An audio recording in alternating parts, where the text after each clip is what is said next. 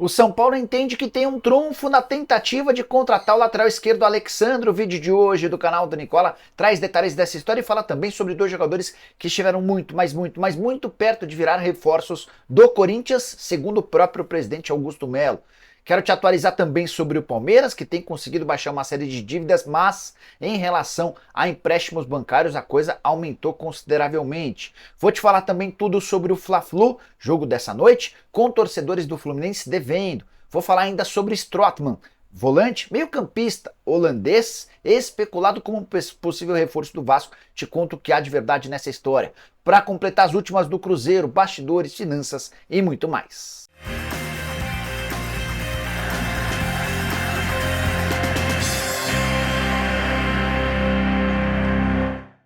Fala aí pessoal, sou Jorge Nicola, bem-vindos a mais um vídeo do canal, sempre bom ter vocês por aqui, sem perder tempo, só pedir para deixarem like, se inscrevam no canal e ativem todas as notificações, combinado?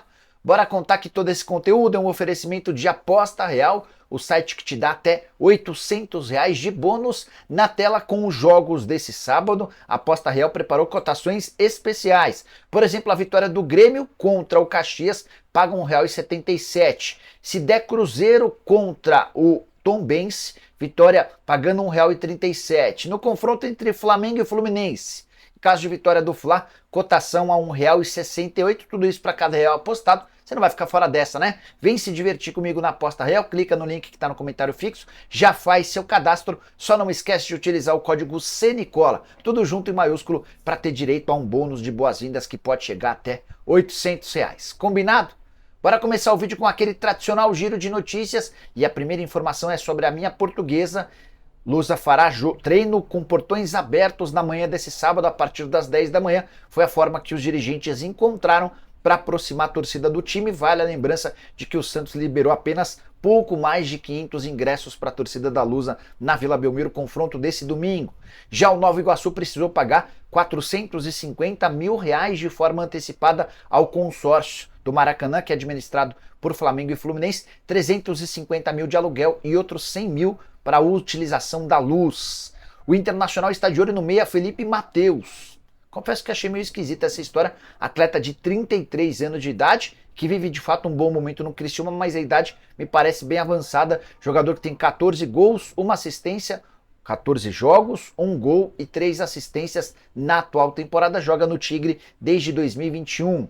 Bora falar agora sobre o clássico Fla-Flu. Os times se enfrentam na noite desse sábado no Maracanã. Jogo da volta, você lembra, né? O Flamengo venceu a ida por 2-0. Como teve melhor campanha, pode perder por 2 gols de diferença. O Flu só vai à final se vencer por 3 ou mais gols.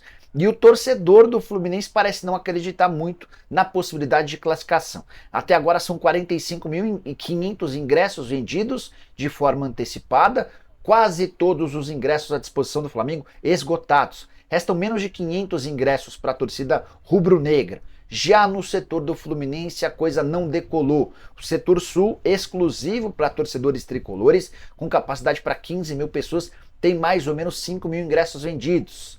Deveremos ter, no confronto entre Flamengo e Fluminense, um público inferior ao confronto entre Nova Iguaçu e Vasco, marcado para esse domingo. O Vasco já anunciou mais de 60 mil ingressos vendidos. Sobre os times, Flamengo sem problemas, Tite pode ir com sua força máxima, com exceção ao Gerson, que vem se recuperando de uma cirurgia no rim.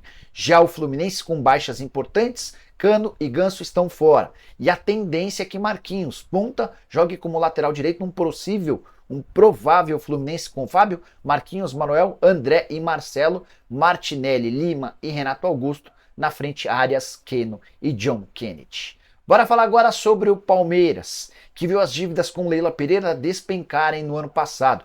Eram 66 milhões de reais no início do ano, a dívida com a Crefisa terminou em 25 milhões de reais no fim da temporada passada. É possível que o Palmeiras consiga zerar suas pendências com a dona da Crefisa e da FAM ainda no ano de 2024. Mas, em compensação, as dívidas bancárias do Palmeiras mais do que dobraram. Elas iniciaram o ano passado em 35 milhões e 100 mil reais e terminaram a temporada de 2023 em 72 milhões e 800 mil. Na última segunda-feira, o Conselho Deliberativo do Palmeiras foi convocado para aprovar o balanço referente ao ano passado. e especialmente nessa questão do aumento da dívida bancária, houve muitas críticas a Leila. O entendimento de vários conselheiros que participaram da reunião é de que era preferível manter uma dívida alta com a Crefisa do que se endividar com o banco, cujos juros são bastante significativos. Detalhe importante, o Palmeiras é um dos clubes que menos deve para bancos no futebol brasileiro, nada que se compare, por exemplo, aos seus rivais Corinthians e São Paulo. Mas esse aumento significativo de mais de 100% causou preocupação nos conselheiros e também em torcedores alviverdes nas redes sociais. O que você pensa sobre o tema? Use o espaço para comentário e avalie a gestão da Leila Pereira de 0 a 10. Que nota você dá para ela? Bora falar agora sobre Alex Sandro, lateral esquerdo, jogador da Juventus da Itália, em fase final de contrato, fica somente até junho. É certo que ele vai deixar a Juve. E alguns clubes brasileiros têm monitorado a situação do Alex Sandro. O Flamengo chegou a conversar com ele, mas optou por contratar uma tiazinha, tá fora da parada. Hoje, Internacional e São Paulo parecem ser os maiores pretendentes. E o tricolor tem um trunfo à sua disposição, é que Muricy Ramalho trabalhou com o Alex Sandro nos tempos de Santos, eles estiveram juntos em 2011, ganharam uma Libertadores da América e o Muricy tem trabalhado nos bastidores do São Paulo e também em conversas com o Alex Sandro na tentativa de contratá-lo. Jogador veterano, bastante experiente, que pode ser utilizado como lateral e até como um zagueiro. Tem muita capacidade tática depois de quase uma década jogando com a camisa da Juve. Ele tem inclusive 323 partidas, tá? 4 jogos de se igualar a Nedved, o jogador que mais atuou na história recente da Juventus. Só para completar sobre o Alex Sandro, 2,5 milhões de reais na Itália. Ele sabe que para voltar ao Brasil vai precisar diminuir bastante a sua pedida. Mas pessoas próximas ao Alex Sandro imaginam que hoje a maior possibilidade de ele continuar na Europa. Tudo por causa da segurança que a família encontra lá e talvez não tenha no Brasil. Não se descarta inclusive a chance dele se mudar para a Arábia Saudita, enfim, ou seja, tudo absolutamente aberto em relação ao futuro do Alex Sandro. O tricolor busca um lateral esquerdo de peso, se não rolar com o Alex Sandro, pode pintar Ismail, jogador que é torcedor tricolor declarado e que hoje defende o Lille da França. Quero te atualizar agora sobre o Cruzeiro. Paulo André, o grande chefão do futebol do Cruzeiro de Valladolid, enfim deu uma entrevista. Ele conversou com o pessoal da Rádio Itatiaia nessa sexta-feira. Entre os entrevistados estavam meu amigo Ale Oliveira. E o Paulo André admitiu que ainda há espaço para a contratação de um jogador importante, que pode acontecer nessa janela de 1º a 19 de abril ou então na metade do ano. Paulo André falou o seguinte a respeito de reforços, abre aspas: a gente ainda tem alguma gordura, se vamos conseguir fazer agora, depende muito das oportunidades que o mercado nos oferecer, ou provavelmente a gente acabe fazendo em julho, quando volta a abrir o mercado europeu, fecha aspas. É o Paulo André admitindo que esse reforço de impacto que o Cruzeiro sonha pode vir do exterior. Raposa que contratou 9 atletas nessa temporada. Por falar em contratações, Paulo foi perguntado sobre qual o reforço mais difícil que o Cruzeiro já contratou e aquele que mais decepcionou. Na resposta em relação ao mais difícil, Matheus Pereira, que é torcedor do Cruzeiro, o Cruzeiro e Al Hilal inclusive negociam a compra em definitivo do atleta, o contrato de empréstimo termina em julho. Sobre a pior contratação, Paulo André acabou citando o Wesley, que acaba de se transferir para o Internacional. O Cruzeiro havia prometido pagar 3 milhões de euros para o Palmeiras, pagou 1 milhão de euros, tinha mais 2 milhões de euros e repassou essa dívida para o Internacional sem receber qualquer centavo. Bora mudar de assunto e falar sobre a chance de o Vasco contratar Strootman. Já ouviu falar dele? Kevin Strootman, volante holandês da seleção do PSV, do Olympique de Marselha, onde jogou com o Payet. O atleta que nesse momento pertence ao Génova da Itália. Você sabe que o Génova é da 777, poderia a partir daí pintar uma composição para que o Génova topasse liberar o Strootman, cujo contrato se encerra em junho.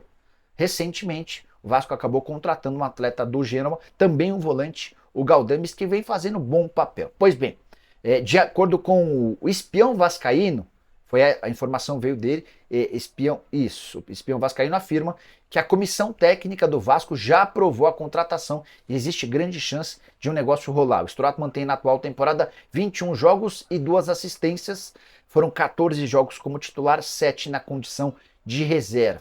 Entrei em contato na manhã desse sábado, antes de gravar esse vídeo, com uma pessoa do Vasco, para entender se o Strootman está de fato na mira.